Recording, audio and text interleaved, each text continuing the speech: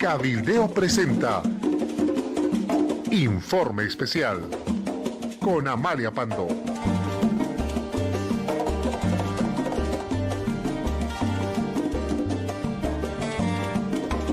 Muy buenos días. Hoy se cumplen 15 años de ese octubre del año 2003. Ese octubre en el que cegaron la vida de 67 personas y quedaron heridas más de 400. Gobierno de Sánchez de Lozada. Como hoy, los helicópteros iniciaron su protagonismo político. Como hoy Sánchez de Lozada renunciaba, fue Jaime Pazamora el encargado de llevar la renuncia de Sánchez de Lozada al Parlamento. A las 4 de la tarde se leyó la renuncia y asumió la presidencia el vicepresidente Carlos Mesa. Al mediodía, Sánchez de Lozada estaba abordando un helicóptero en las dependencias militares de Irpavi, con destino a el Alto del Alto Santa Cruz, Miami. Hace 15 años que se fue. En la noche, San Francisco se colmó bote a bote al grito "sí pudimos", y empezó una nueva página de la historia. El año 2011, gracias al grupo de abogados presidido por el doctor Rogelio Maita, se logró una sentencia condenatoria a 5 militares y 3 ministros de Sánchez de Lozada, todos los que estuvieron presentes para seguir ese proceso. Los militares recibieron sentencias de 10 a 15 años de prisión. Roberto Claros, el comandante de las Fuerzas Armadas, Jaime Vélez Herrera, era comandante del Ejército, ambos 15 años de prisión, José Quiroga de la Fuerza Aérea, Luis Alberto Aranda de la Naval y Gonzalo Mercado. Todos ellos se encuentran en este momento en la cárcel de San Roque, en la capital del Estado plurinacional, en Sucre. Es bueno saberlo. Los principales responsables de la masacre, Gonzalo Sánchez de Lozada y Sánchez Berzaín, al estar ausentes del país no pudieron ser procesados. Sin embargo, Rogelio Maita y un equipo de abogados de Estados Unidos, encabezado por Thomas Becker, iniciaron un juicio civil, porque no se podía uno penal, en el estado de Florida, los Estados Unidos. En primera instancia, el juez falló en contra, se apeló.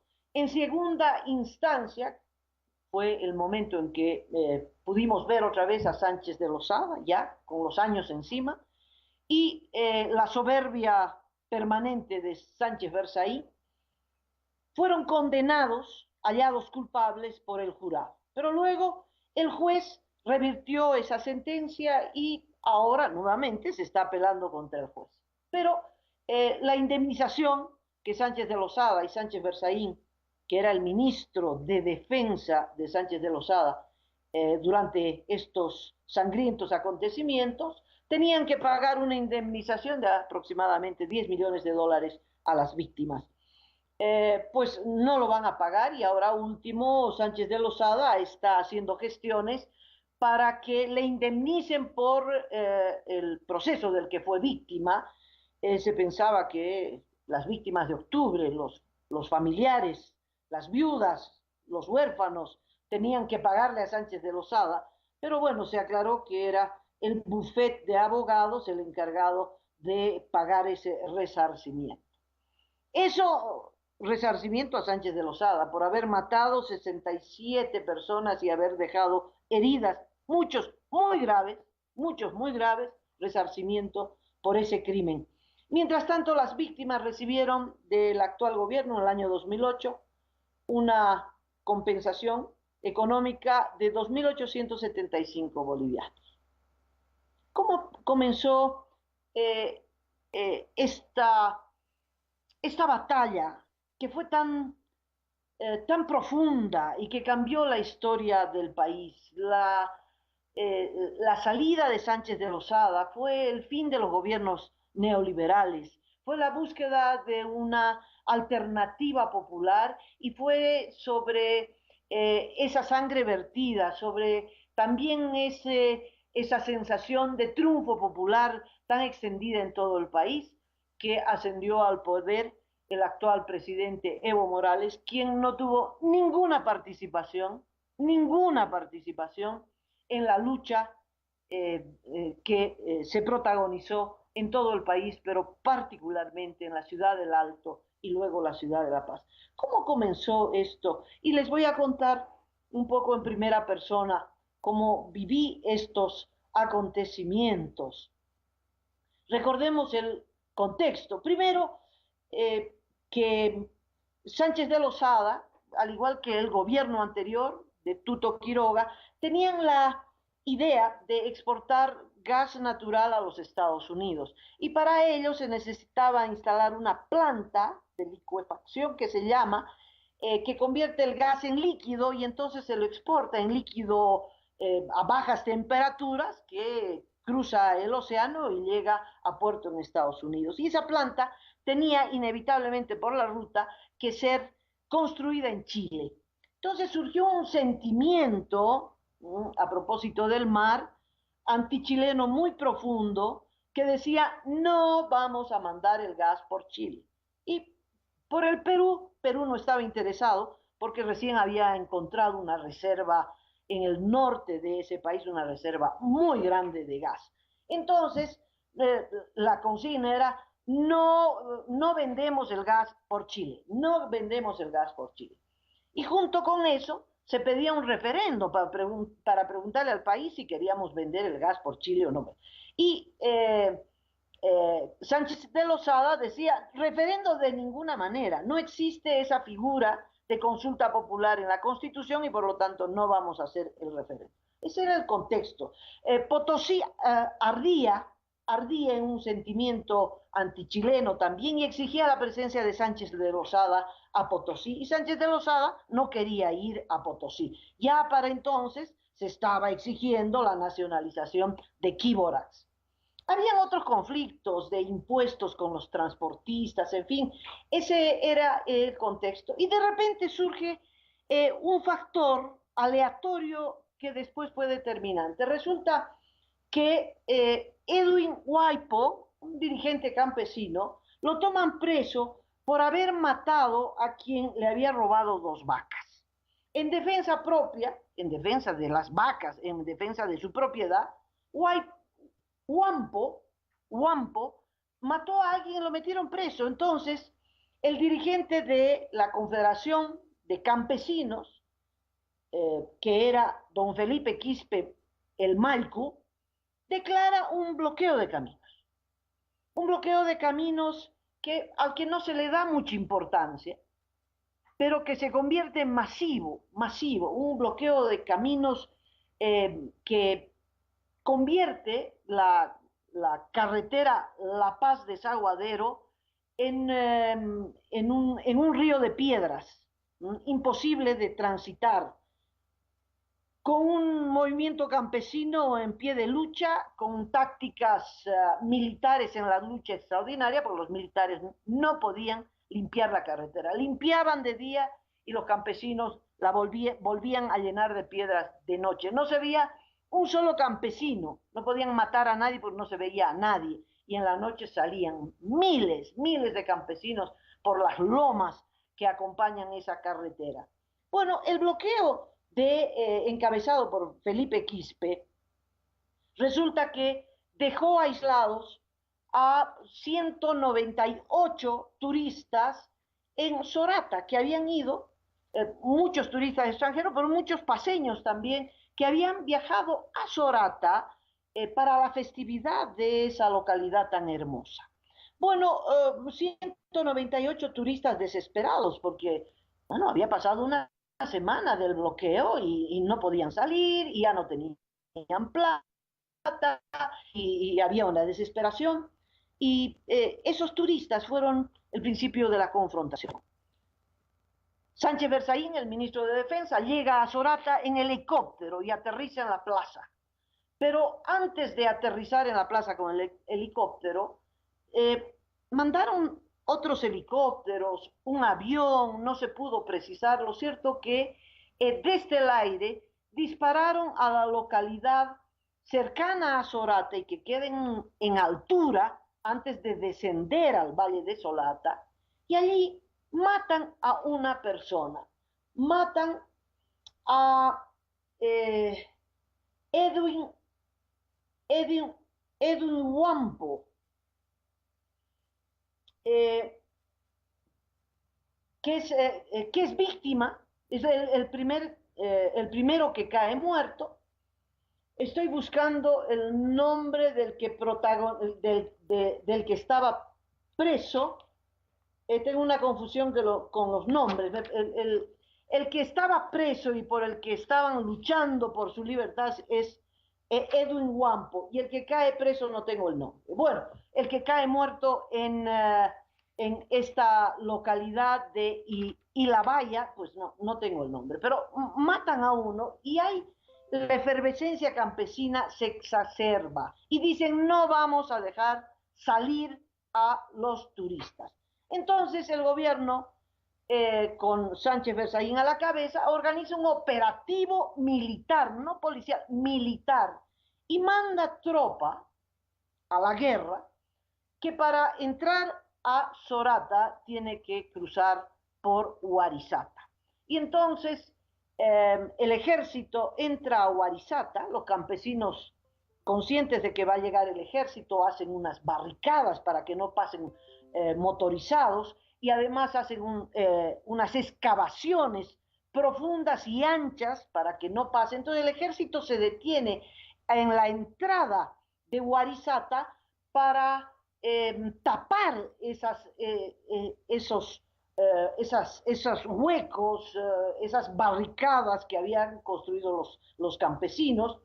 Y mientras eso ocurría, en una casita distante a donde estaban los militares, había una madre que estaba dando a luz y una hijita, la hijita de esta mujer que estaba dando a luz, de 8 años, se estira se pone de puntitas en la ventana y estira la cabecita, el cuerpo, para ver qué es eso que está allá a lo lejos. A lo lejos se veía el ejército, pero el ejército también la divisó y lanzó un disparo y ahí cae muerta ahí esta niñita, la segunda víctima de estos acontecimientos luctuosos. Al enterarse de la muerte de la niña, ya la efervescencia, la bronca de la gente de Huarizata y de todo el movimiento campesino paseño llega a un punto de decir, de acá no nos movemos, no vamos a, a mover los bloqueos. Se intensifican los bloqueos y en un operativo militar con estos 2 muertos, el ejército entra a Sorata y logra sacar a los 198 turistas. Y el gobierno cree que con ello ha logrado un triunfo grande. Al revés, al levantamiento de los campesinos, el 9 de octubre, el levantamiento fue en septiembre, el 9 de octubre, la COP, encabezada por Jaime Solares, se suma a la movilización y declara el 29 de septiembre huelga general indefinida. Y como habían los muertos, Solares levanta la consigna que renuncie Sánchez de Lozada. Y así empieza octubre. Todavía el grito de Solares parece aislado y algo exagerado, pero se empieza la gente a sumar a la movilización. Yo estoy trabajando en Cadena A y mi preocupación es hacer un reportaje sobre los acontecimientos que habían sucedido en Sorata. Quiero llegar a Sorata a ver qué pasó. La versión oficial es que había una turba de terroristas que habían amenazado de muerte a los turistas, en fin, la versión oficial en todos los medios de comunicación, por entonces al servicio del gobierno, felices de la pauta publicitaria, todos formaban parte del sector oficialista. Entonces, Eh, Hablo con una querida amiga, Patricia Quintanilla, que tiene una vagoneta a todo dar, y digo, vamos a Sorata. Bueno, acepta y nos vamos con Patricia al volante, camarógrafo de Cadena A, y antes de viajar busco a Felipe Quispe y le digo, bueno, querido compañero, deme un salvoconducto, porque sin su salvoconducto yo no voy a poder llegar a Sorata. Y me da un salvoconducto histórico que dice que la compañera Amalia Pando y sus compañeros de Cadena A pueden cruzar la carretera y llegar a Sorata con fines periodísticos, con salvoconducto. Partimos muy temprano y me encuentro con ese bloqueo y con esa carretera absolutamente llena de piedras, pero era un mar de piedras, parecía un río seco, ¿no? Que había dejado esa cantidad, ese cúmulo de piedras a lo largo de la carretera y de punto en punto nos paraban y nosotros mostrábamos el salvoconducto del Malcu y nos dejaban pasar. Y llegamos a Sorata, efectivamente primero a Ilabaya, hablamos con los familiares de la víctima, nos invitaron pues un ahtapi, después llegamos a Sorata, hicimos el reportaje, vimos que los hoteles se habían vaciado, la versión de los campesinos, cómo había ocurrido, dónde había aterrizado el helicóptero de Sánchez Berzaín, etcétera, etcétera.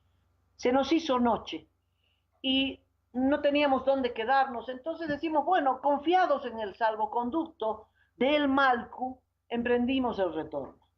Grave error, casi morimos, porque la vagoneta, una Patricia, una conductora experimentada, lograba con mucha velocidad poder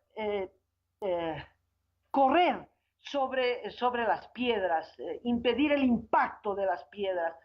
Pero ni bien llegábamos a una lomita, la lluvia de piedras era terrible, terrible. Sin parabrisas, los vidrios eh, de los espejos laterales, en fin, en fin. Cada lomita era una lluvia de piedras que nos movía, nos hacía patinar. Mira, no sé cómo llegamos, no sé cómo llegamos. Bueno, en todo caso, hicimos el reportaje que nos costó, casi nos costó la vida, porque no había quien mostrarle el salvoconducto, porque las piedras llovían desde las lomitas, desde las cimas de las lomas, y no había nadie en el camino para parar y decirle, mire compañero, El tenemos estado salvoconducto. Fue terrible, fue terrible. Bueno, pocos días después, ya con la declaratoria de la huelga decretada por Jaime Solares, empieza el conflicto en la ciudad del Alto. Las carreteras entonces están bloqueadas y empieza el conflicto en la ciudad de El Alto. Empiezan los muertos. El 11 de octubre creo que fue el peor día. Hay un despliegue militar, una militarización del Alto. El Alto tiene barricadas en todo lado. Los dirigentes vecinales del Alto habían sido y se dice que se les pagó para levantar el bloqueo, pero ya la opinión de los dirigentes no valía nada, porque la huelga ya había pasado a manos de los dirigentes vecinales de base, cuadra por cuadra, que entre otras cosas rodeaban las casas de los policías y de los militares que vivían en el Alto para presionarlos a dejar de matar. Empezaron a caer los muertos. Ese día terrible en el que, fruto de la huelga del Alto y de los bloqueos del Alto, no había gasolina en La Paz. Entonces La Paz se paralizaba por falta de gasolina y el gobierno se propuso bajar las cisternas, recordará usted, quería bajar las cisternas. Sencata estaba rodeado por los vecinos, habían matado a 2 ahí en la puerta de Sencata, y la gente no quería que baje los cisternas. Ese día murieron como 20. Y esos muertos, combinados con los muertos en la zona sur de La Paz, campesinos todos, que mostraban en sus manos los casquillos de las balas que habían matado al padre, al hijo, a la mujer, un niñito de 5 años también que se arrimó a la terraza a ver qué era lo que pasaba en su calle, recibió otro balazo y también murió, 2 niños en total. La mayoría gente que estaba mirando, gente que estaba cruzando la calle, gente que estaba buscando pan, en fin, las víctimas, 67 en total. El conteo era largo, penoso, los hospitales saturados de heridos, de gente que agonizaba a bala. La Paz no podía quedar al margen. Se declara una huelga de hambre encabezada por personalidades de la clase media. Anita Romero de Campero no encabeza la huelga, pero sí el movimiento, y hay un paro nacional en La Paz que no se mueve una mosca. El 2 días antes de caer, Sánchez de Lozada, en su terquedad, dice que no va a renunciar y dice que acepta un referéndum sobre el gas, pero no va a ser vinculante, va a ser consultivo. O sea, ya no servía de nada. El 17, al mediodía, Sánchez de Lozada va a Irpavi a abordar un avión. Eh, yo estoy dirigiendo Cadena A y aprovecho la ausencia del dueño, Luis Mercado, que estaba de vacaciones en Miami, porque Cadena A se convierte en el vocero de la lucha y de la resistencia. Todos los medios, salvo excepciones, Herbol entre las excepciones, están pasando música, están presionados por el gobierno, se dejan presionar y algunos voluntariamente apoyan al gobierno de Sánchez de Lozada. Y entonces Cadena A, que era un canal de televisión en nacimiento, se convierte en el relator de esta cronología, de la caída de Gonzalo Sánchez de Lozada.